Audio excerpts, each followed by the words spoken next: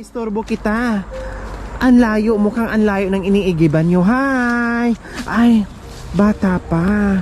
So, ilang taon ka? 28 years old. Pag humarap, 28. Pag nakatalikod, 48. Ano naman ang buhay dito sa kabundukan, Ate Clarissa? Mahirap lang. O bakit nasabi niyong mahirap? Mahirap mag-igib? Mahirap po. Kahit pati sa buhay po. Mahirap din po. Oo. Bakit nasabi niyong mahirap pati sa buhay? Ano ba ang trabaho ni Clarissa? Nag-uuling po.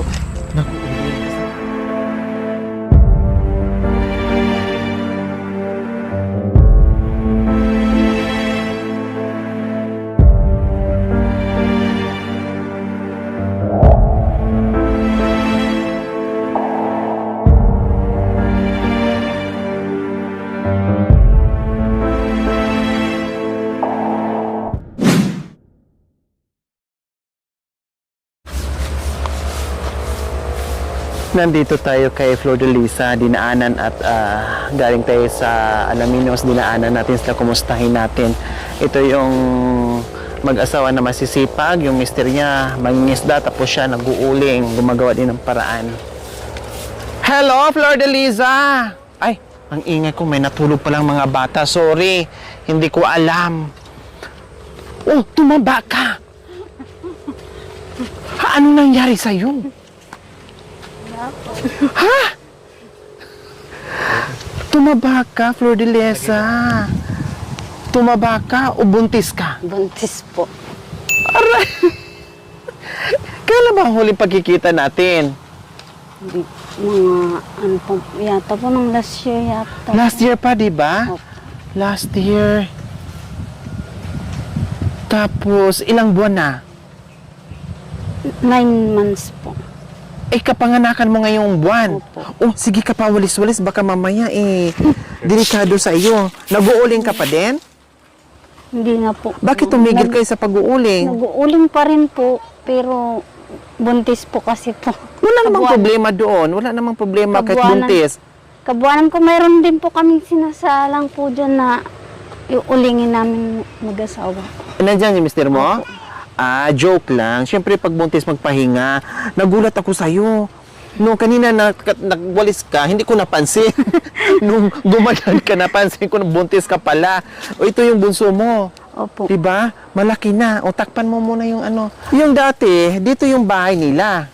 Pero kubo yung natira, hindi pa natapos. Bakit ano nangyari dito? Bagong tayo to? Opo. Wow! Kundi maganda. Tapos ito, tinayo nyo para tambayan. Opo. Wow, ang galing. Kundi pag natapos yan, sarap magtambay dyan. At ang kagandahan pa nito, Flordelisa, kasi kubon, talahib or kubon kasi sa amin to, no? Masarap to kahit tag-init, no? Malamig na malamig, di mo na kailangan mag-electric fan kasi maganda yan. At aabot din siya ng ilang taon. Nasaan si mister mo, kuya? Wow, ang cute naman ng tuta. Nanganak na yung aso nyo. Ayan, wow, ang cute oh. Yung puti oh, ang cute-cute. Anong ulam natin? Ha, may isda ka ba, kuya? Ha? Ay, hindi ka nagdagat ngayon. Wala po kasing... Sayang, bakit hindi na kayo nagdagat? Wala pong huli. Ha? Mahirap yung huli? Walang kumain. Ay, ganun? Pag yung tag-ulan, mahirap ang isda. Wala pong pain, ma'am. Walang pain. Mahirap manghuli ng pain, ganun. Wala po kasing malalim ng tubig. So yung mister ni Flordelisa, no, na nanguhuli ng isda, kailan mahirap daw ngayon. Nag-uuling na lang kayo. Oh, nag-uuling kasi dating ginagawa ni Florian, nag-uuling buntis. Kaya hindi na nakapangisda. Kaya pala hindi ka nang isda kasi may naisda ka na, may nahuli ka na. May ebidensya pa. Oh, 'di ba? Buti lang ginawa. Sino gumawa ng bahay nyo? Siya po. Wow! Ano nga pangalan ng asawa mo? Federico po. Federico! Federico! Halika dito. Halika nga muna dito, Federico. Wala. Nagulat ako sa Mr. mo, Federico. Anong nangyari? Anong ginawa mo? Miss. Mrs. pala. Ikaw lang gumawa nito?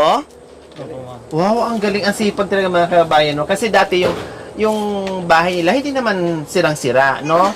Kaya lang, anong nangyari? Kasi halos 1 year natin hindi nakikita. Nasira ba siya? Nabagyo? Ayun pa mga kababayan. Nagtaka ako doon sa unahan, sa bungad, yung bahay nila, maayos pa naman yon, no? Kahit luma na pero maayos pa naman. Nabagyo. Kaya pala nagbuo ng bagong bahay. Then, siya lang gumawa. Sino kasama mo gumawa dito? Okay lang ma'am, yung mga anak ko. Tulong-tulong sila. Siyempre, si Flor din. Ayan. Ganun sila kasi pag dito mga kabayan. Kumbaga, nagtutulungan sa paghanap buhay. Kung maalala nyo po mga kabayan na nakita natin si Flor noon, no, nanadat na natin doon, nag-uuling, nag-iigib, no, and then nasundan natin, nag-uuling pala si Flor. Then yung mister naman din niya nasa dagat, nangunguha kung ano-anong klaseng shell, no, isda, para may panglago o may pangtinda, no, para sa mga bata. At ito na nga, no, nabagyo sila at buti na lang ay merong sigurong nakaipit na pera kaya meron kayong biniling mga materyales. Di ba? Kaya kailangan lang talaga minsan kahit gaano kahirap yung buhay na meron kang sinusuksok para mayroong madudukot. Katas ng uling yan ma'am. Wow! Nabuo nila yung kubo na to dahil katas ng uling. Nabuo ang bahay dahil sa uling, simple proud. Di pag pinagpawisan nila yan, no, pinagpawisan, pinagtsatsagaan lahat-lahat. At ito, siyempre sa tiyaga din nila mga kabayan, ito nabuo din. May uling din. Pang ilan mo ng anak to, Flor? Pang-5 po. Pang-5. Tama na yan Opo. Baka mamaya mawala naman ako ng 1 taon. Pagbalik ko dito, buntis ka na naman hingiin ko na talaga yan. Pag nadagdagan pa yan. Ha? San Jose na daw. Gusto pa ni Kuya Federico ay 1 dosena. Huwag kang maniwala dyan, ha? Baka mamaya tutuhanin yan. Ako 1 dosena pagbalik ko dito. Hindi. Di ba? So, kumusta yung mga bata? Nag-aaral, Flor? Opo. Ano nang grade nung panganay mo? Grade 4 po. Grade 4, tapos Grade 3 tsaka grade 1 po. lahat sila nag-aaral na? Opo. Wow. Yun yung maganda doon. Kasi kahit gaano kahirap yung buhay, pag nag-aaral yung mga bata, isakripisyo, no, balang araw ay giginhawa ka din. At syempre, hindi lang giginhawa, magiging maganda din kinabukasan ng mga bata, yung hirap ng mga magulang, hindi na madadanasan ng mga anak. Kasi, pinaaral mo sila. Kumusta ngayon? Anong nabago? Syempre, yung buntis, bukod doon sa nabuntis ka, magkakaroon ka naman ng baby, pero tama na yan. Syempre, control, family planning, para maiwasan natin yung lalong magiging mahirap yung ating sitwasyon.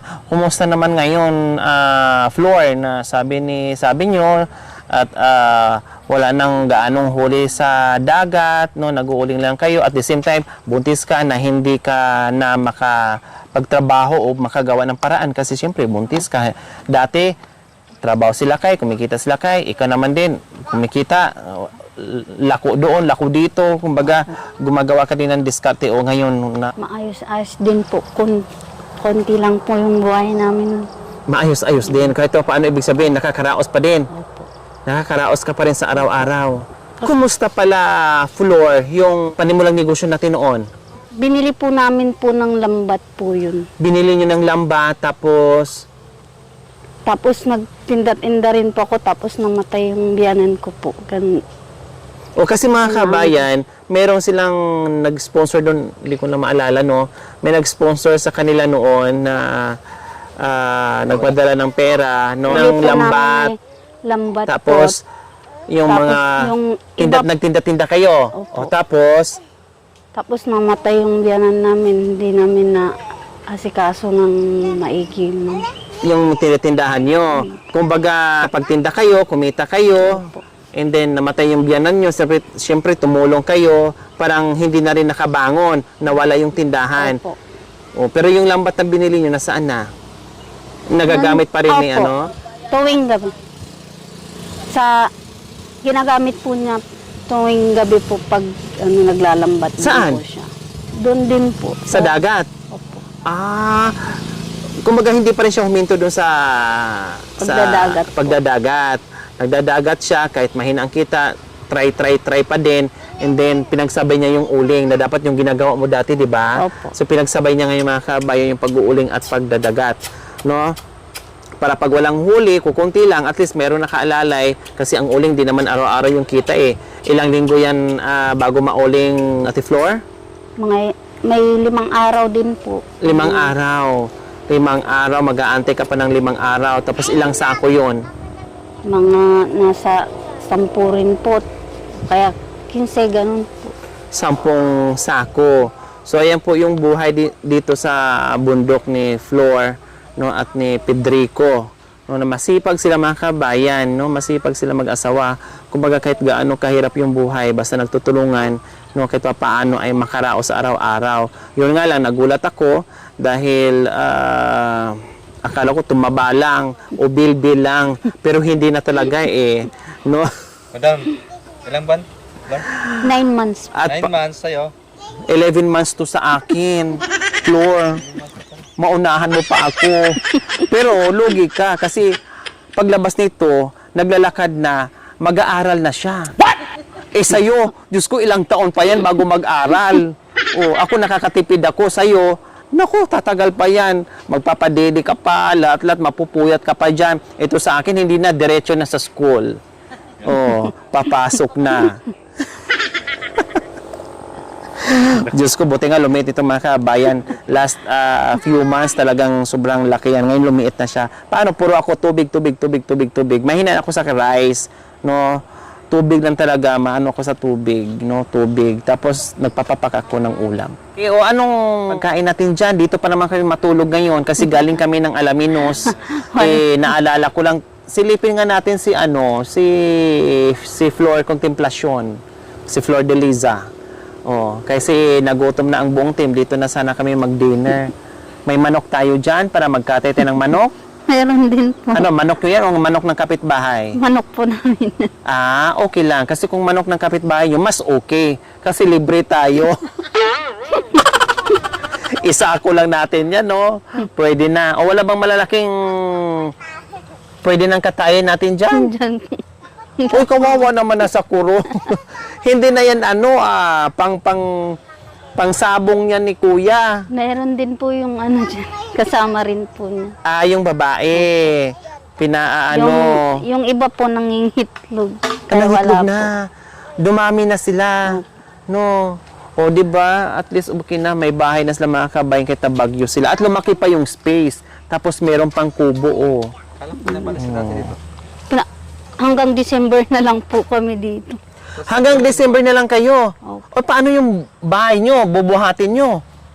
Tatanggalin po namin. Basta lilipat. Bakit? Saan daw kayo lilipat?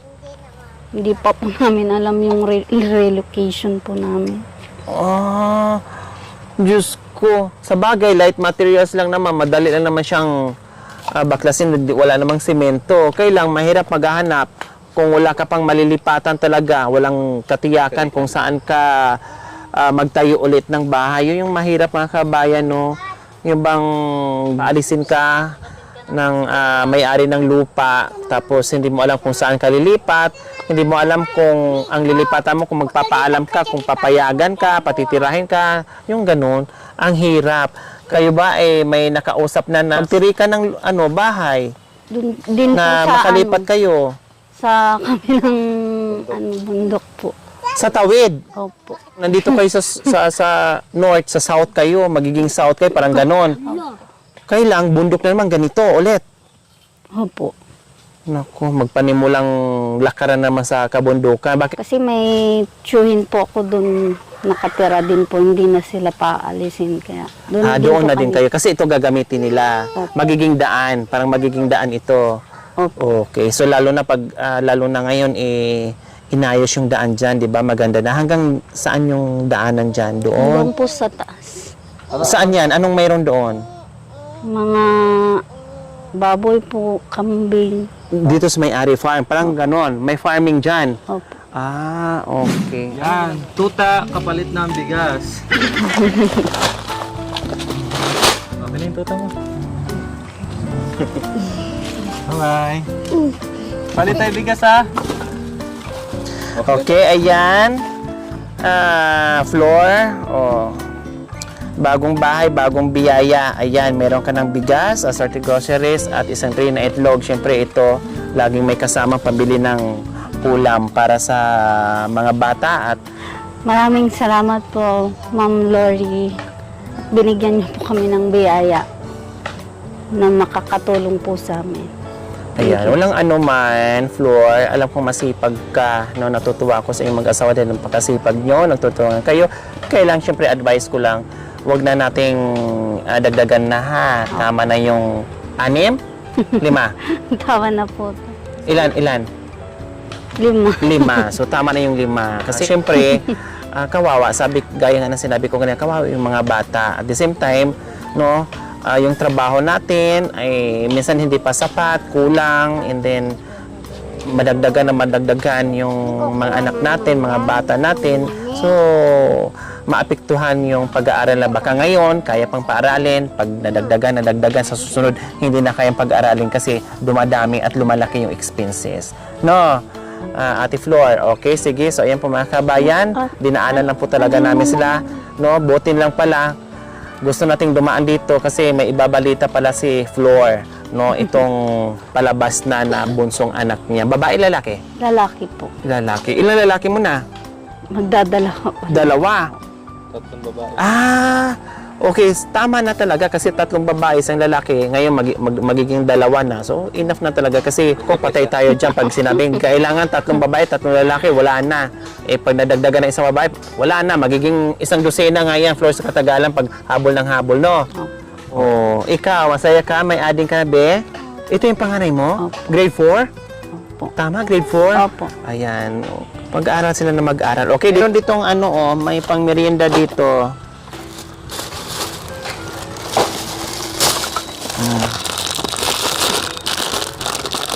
Ay, buksan. Kuha ka, Bi, oh. Sige, dalawahin mo. Ikaw, Bi, kuha ka. Ikaw. Halika, Bi. Ay, nahulog na. Halika, Bi, oh. Kuha ka. Halika dito pa, Hana. Halika. Halika dito pa. Dali, kuha ka. Ayan. Dalawahin mo na. Ayan. Bigyan mo na rin si Kuya. So, ayan po mga kabayan, uwi na tayo. No, ayaw ko nang dumaan ng ma-vlog ko, baka mamaya magulat na po, buntis na. Marami na kaming buntis. Pagbalik namin dito, malaki na yan, no? Malaki na yan. Pwede nang sundan ulit. Hindi na daw. Gano'n naman talaga pag hindi pa nanganak eh. Hindi, ayaw ko na. Pero pag lumaki-laki na, sige na lokoy. Bye-bye na. Bye-bye mga bibi. Bye-bye. Federico. Bye-bye. So ito yung ginagawang pag-uuling, no? Nagtsatsaga si Kuya dito, no? Pangdagdag income na rin, lalong-lalo na manganganak yung kayang asawa, doble kayod, no? Para panghanda. Pag nanganak, syempre, may gastusan. So, kailangan natin yan. Kailangan nila yan, no? Tama, Kuya. O, paano saan ka dito mag-uling? Walang butas. Yung pag ganon. Pag yung butas, anong diferensya pag may butas?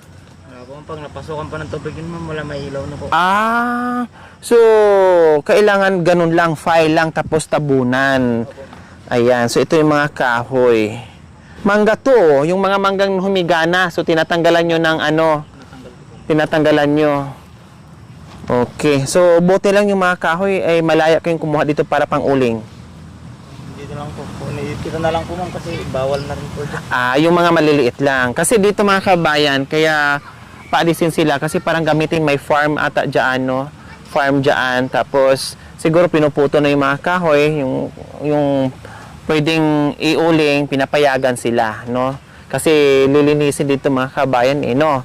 Parang dyan, kasama yung bahay nyo dyan. Baluktot na, pinapatanggal na. Pinapatanggal na yung mga baluktot ng mga kahoy. So, ayan. Okay, dito na kami ha. Nag-iwan ako ng kahit paano hindi natin alam kung kailan mga misis mo kasi sabi niya baka ito daw kabuanan niya o kundi na may nakahanda ng bigas.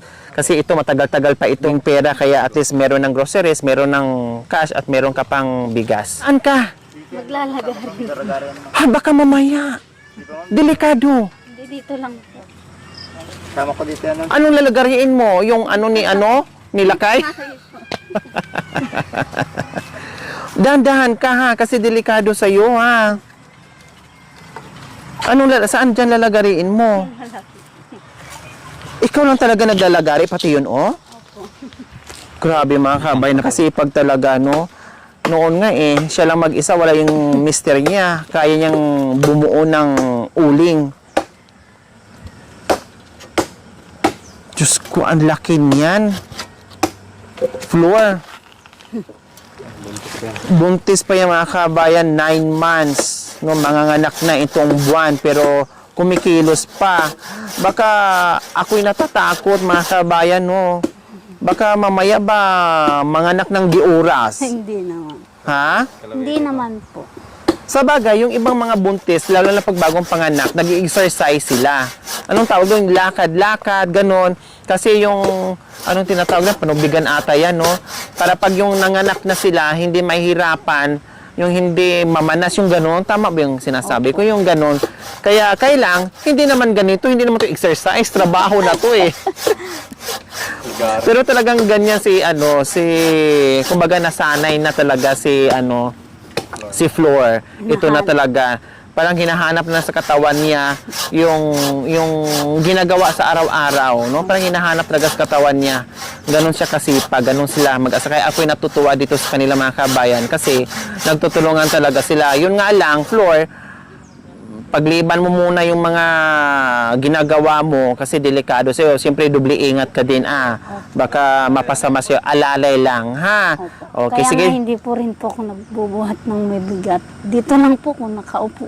Nakaupo, pero siyempre, nagpuwersa pa din, Baka mamaya, buhatin mo pa yung mga kahoy dyan na nilalagari mo. Hindi po. Ha? Hindi po. O, wag na ha. Doble ingat. Opo. Okay, sige, dito na kami. Bye-bye, Floor.